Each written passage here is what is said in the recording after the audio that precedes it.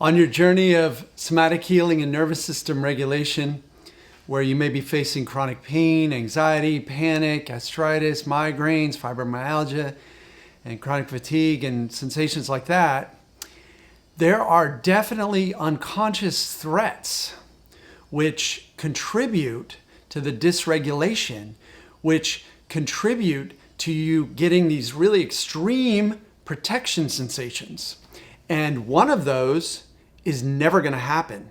So I want to talk to you about that. But first, I'll introduce myself. My name is Wolf. I'm a professional neuroplastic healing coach, and I focus on getting folks better on journeys of chronic pain, anxiety, panic, and just general nervous system dysregulation. Getting folks so that their nervous systems are not reactive, but gently responsive to the actual environment around them. And that's part of what I'm going to talk about today, because today I'm talking about worry about a future that never happened. So when you worry, you're creating vivid and intense messages of threat which go to unconscious mind, and unconscious mind then responds to those with more protection sensations, so like more chronic pain. And let's talk about this from the lens of chronic pain, because this was the worst walk through hell I ever had, was being bedbound with chronic pain for like a year, and many multi-year recovery journey, and lots of coaches and techniques. And that's how I became wise to this, because my unconscious mind would catastrophize. I would have a huge surge, or they'd call it a flare, of chronic pain or a panic attack, and my mind would then worry and catastrophize in a way that would say, oh, I'm never going to sleep again. I'm never going to get my life back on track. I'm never going to be able to play music again. I'm never going to be able to drive again. I mean, I wasn't able to sit or stand for more than 10, 15 seconds without a huge zap of pain. And now I sit all day. So you can recover if you're going through this. But that catastrophizing, that worry about a future that never happened, was a huge threat.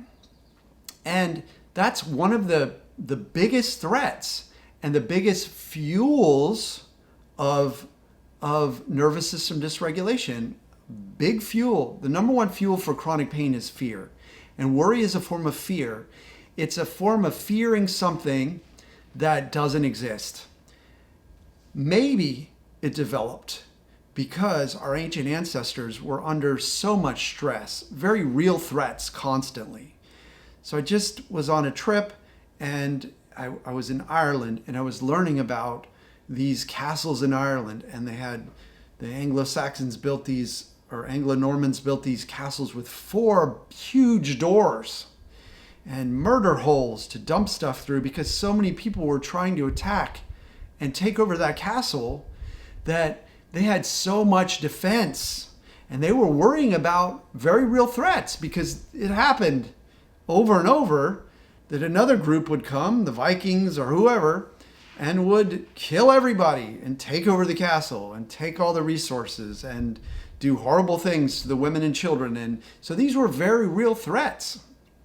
But in the modern day, if you look back several generations, you can see some real threats when it comes to like wars, and maybe a few times in your life where there's a real threat that needs to be dealt with. But in general, you're worrying about something that may never happen. And when you're worrying about something that may never happen, especially if you're consistently doing it, you're going to be generating this buzz of anxiety and protection from your unconscious mind. So back to what I was saying before about worry.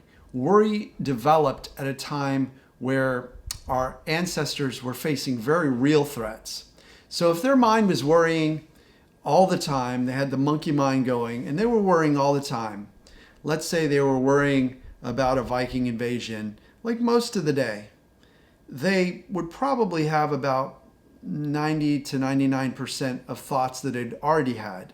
But one of the thoughts may have been remarkable and actionable.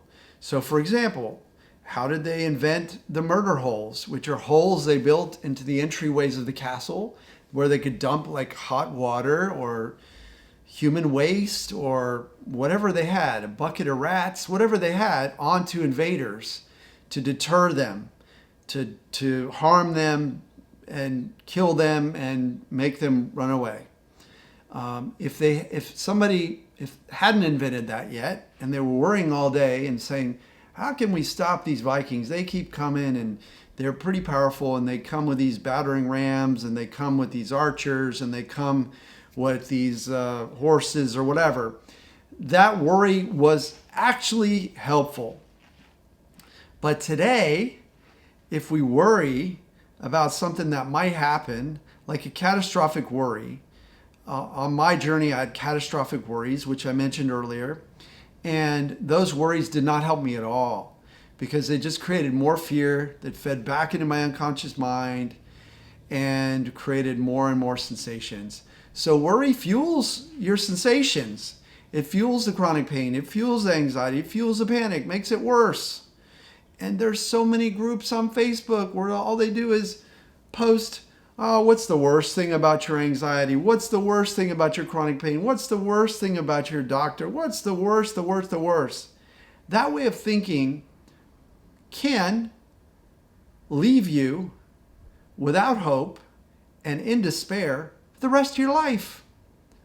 Okay, and it's horrible. It's sad. I don't want that for anyone. I want everybody to recover. I want everybody to come walk out of hell with the kind of wisdom I came out of hell with. I want everybody to get better. That's why my mission is to have this YouTube channel and to have you please subscribe to it and build it so that more and more people can realize that they can recover. They can balance their nervous systems. They can heal. They can use somatic techniques like the ones I developed, the ones that I hybridized from different modalities, and use those to get better and better and better. And then we have a more balanced world, right? We have people whose nervous systems are generating calm, peace, courage in the community. And that makes everybody feel better. It's just a vibe. It's just when you're around a bunch of agitated people who have dysregulated nervous systems, whether they're angry or they're complaining negative or they're worrying all the time, it doesn't feel good. It doesn't help anybody in the situation. Strategic thinking can help, but that's the opposite of worry. That's sitting down and saying, okay, there's something I foresee that I may have to deal with. And so I'm going to brainstorm and I'm going to give myself 10 minutes to think about what I can do here. Back to the topic at hand. Worry is the future that never happened. If that makes sense to you, then give me a thumbs up on the video.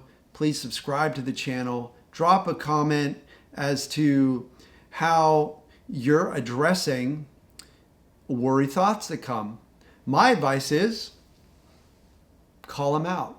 That never happened. Might never happen. Everything might work out. Use your prefrontal cortex. Even say it out loud. Like, my future is going to be better. My future is going to be brighter. I used to say to myself, brighter days await, Wolf. Brighter days await. And I wrote a song called Brighter Days Await Us All. And I play it on my guitar. I played it over and over to remind myself that better days were coming. And then, guess what? They come. Instead of worry, you visualize the future that you want. And you do it vividly. You do it in a way where you get specific with sensory cues.